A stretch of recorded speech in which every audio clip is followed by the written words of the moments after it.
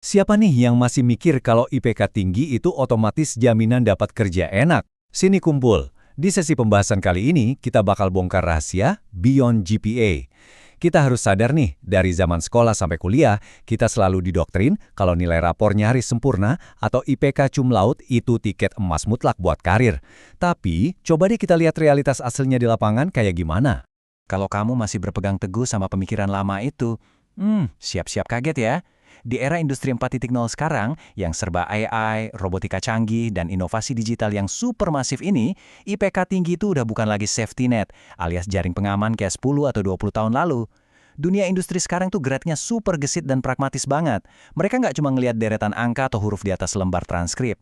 Ya, angka emang penting, tapi itu bukan lagi satu-satunya jaminan buat kamu. Oke, mari kita bedah lebih dalam, karena ini penting banget.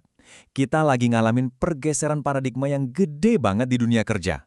Dulu, pas wawancara kerja, pertanyaannya tuh cuma, kamu tahu apa? Murni soal hafalan, memori, dan seberapa banyak teori yang bisa kamu sebutin. Tapi perhatiin standar industri yang baru. Mereka secara tegas bakal langsung nanya, kamu bisa apa? Ini realitas baru yang benar-benar dinamis dan butuh bukti nyata. Nah, buat ngejawab pertanyaan kamu bisa apa ini, sebenarnya dokumen standar kompetensi kerja nasional kita udah ngerumusin tolak ukurnya dengan sangat jelas. 5 dimensi kompetensi, survival kit kamu di dunia industri. Kita mulai bedah dari dimensi pertama ya, yaitu task skills. Intinya, bisa nggak kamu ngerjain tugas rutin? Ini tuh fondasi operasional yang paling dasar. Sebelum kamu bisa inovasi macam-macam, kamu harus kuasain dasarnya dulu. Misalnya nih, kamu tahu nggak sih langkah-langkah praktis buat ngeprint dokumen penting pakai printer kantor tanpa bikin masalah baru? Atau kalau di industri manufaktur, bisa nggak kamu ngejahit kemeja sesuai tahapan dari pola sampai jahitan akhir? Kalau tugas inti dari kerjaan aja kamu nggak bisa ngelakuinnya, dimensi yang lain nggak bakal banyak ngebantu kan? Next satu level, kita masuk ke task management skills. Di sini situasi mulai kerasa agak ribet dan pastinya lebih cepat. Bisa nggak kamu ngehandle banyak tugas sekaligus tanpa hilang fokus? Bayangin aja kayak seorang chef di dapur restoran yang lagi sibuk banget. Dia harus ngatur banyak pesanan, numis daging, ngerebus pasta, nyiapin saus, semuanya di waktu yang barengan biar pesanan pelanggan yang lagi kelaparan cepet selesai. Di sini, kamu dituntut buat benar-benar terorganisir dan jago ngatur prioritas di bawah tekanan tinggi. Terus, realitas memukul kita. Gimana kalau ada masalah tiba-tiba? Nah, ini dimensi ketiga, contingency management. Di dunia kerja nyata, rencana paling matang sekalipun kadang berantakan.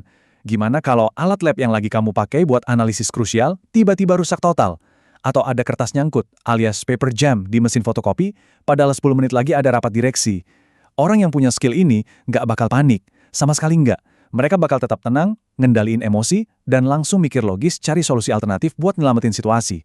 Dimensi keempat, job role atau environment skills.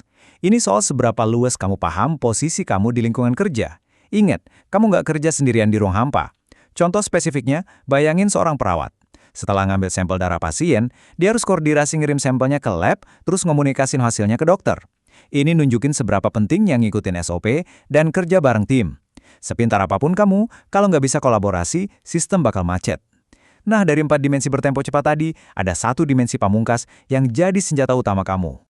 Pelindung utama dari AI, transfer skills. Sebelum kita bahas senjata pamungkasnya, coba tanyain ini ke diri kamu sendiri.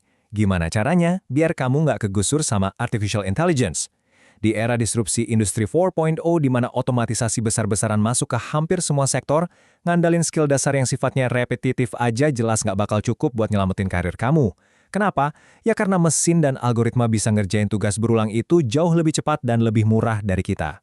Nah, yang paling penting dan jadi jawaban dari ancaman itu ada di dimensi kelima, transfer skills. Ini dia nih, kemampuan emas buat adaptasiin keterampilan yang kamu punya ke situasi, tempat, atau teknologi yang benar-benar baru. Contohnya misalkan kamu udah bertahun-tahun biasa ngelola jaringan lama, nah mampu nggak kamu adaptasi buat masang IP address statis dan dinamis di infrastruktur jaringan yang serba baru tanpa harus diajarin dari nol lagi? Fleksibilitas inilah yang bikin manusia nggak bakal bisa digusur sama AI. Mesin emang bisa diprogram, tapi manusia dengan transfer skills bisa terus belajar dan adaptasi.